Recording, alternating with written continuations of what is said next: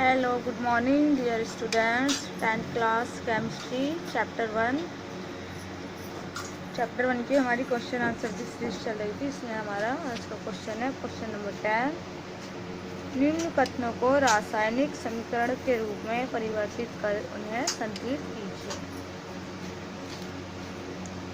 First है हमारा A nitrogen hydrogen gas से संयोग ऐड होकर संयोग करके अमोनिया बनाता है। पहले हम क्या लिखेंगे, नाइट्रोजन बोला है तो नाइट्रोजन का फॉर्मूला क्या होता है हमारा N2, ठीक है। और हाइड्रोजन का क्या होता है H2। संयोग का मीन्स आएगा प्लस। अमोनिया बनाते हैं तो अमोनिया का फॉर्मूला होगा हमारा NH3। तो पहले हम नाइट्रोजन का फॉर्मूला यानी कि N2, हाइड्रोजन जो कि हमारी गैस होती है, हाइड्रोजन का होता है H2, ये भी गैस होती है। संयोग का मीन्स होगा हमारे यहाँ पर प्लस। संयोग करके जब रिएक्टेंट आपस में रिएक्शन करते हैं तो उसके बाद एरो के बाद हमारा प्रोडक्ट यानी कि NH3 बना। NH3 यानी कि ये भी एक गैस है, अमोनिया। अब हमें इसको क्या करना है, संतुलित। हमने इसको समीकरण के रूप में लिख लिया। अब इसको हमें संतुलित करना है। अब देखते हैं इनमें एटम्स की संख्या इक्वल है यानी। इधर देखते हैं N2 की परमाणु की संख्या कितनी है, 2 यानी कि 2 N है नाइट्रोजन, और हाइड्रोजन भी 2 है। लेकिन यहाँ पर नाइट्रोजन 1 है और हाइड्रोजन 3 हो रहे हैं, तो ये इक्वेशन हमारी बैलेंस नहीं है।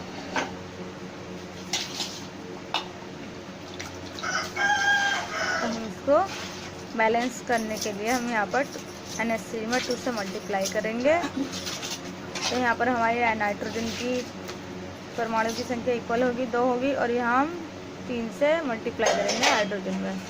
तो इधर हमारा हाइड्रोजन की संख्या 6 होगी, और इधर होगी हमारे इधर भी हाइड्रोजन की संख्या 6 है। इधर नाइट्रोजन की 2 है तो यहाँ भी नाइट्रोजन की 2 होगी। तो ये इक्वेशन हमारी बैलेंस है।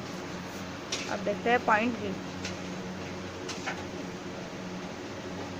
हाइड्रोजन सल्फाइड गैस का वायु में दहन मीन्स जलना, वायु में दहन होने पर जल एवं सल्फर डाइऑक्साइड बनता है। अब इसके हम पहले क्वेश्चन लिखते हैं। हाइड्रोजन सल्फाइड, तो इसका फॉर्मूला क्या है H2S। इसका फॉर्मूला लिखेंगे हम H2S प्लस जलने पर वायु मीन्स ऑक्सीजन, तो हमने ऑक्सीजन को O2 लिख दिया। जलने पर हमें क्या प्राप्त होता है, जल यानी कि H2O, सल्फर डाइऑक्साइड SO2 बिना, ठीक है। अब इन दोनों की रिएक्शन हो गया, हमारा ये सब बनकर आया। अब देखते हैं इनमें हमारी ये जो इक्वेशन है हमारी बैलेंस है यानी कि संतुलित है यानी। तो हाइड्रोजन के 2 हैं तो यहाँ भी 2 है, सल्फर का 1 है, यहाँ भी सल्फर का 1 है, ऑक्सीजन के 2 है, और इधर ऑक्सीजन के हमारे 3 हो रहे हैं। तो हमें क्या करना होगा, ऑक्सीजन की संख्या को इक्वल करनी होगी।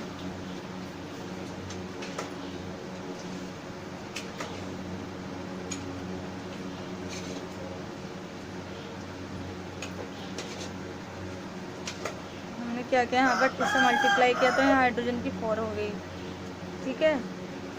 और सल्फर की हमारी 2 हो गई। यहाँ पर हमने 3 से मल्टीप्लाई किया तो ऑक्सीजन की 6 होगी, 3 दूनी 6। फिर अब यहाँ भी हमने 2 से मल्टीप्लाई किया तो यहाँ पर हाइड्रोजन की 4 और ऑक्सीजन की 2 होगी।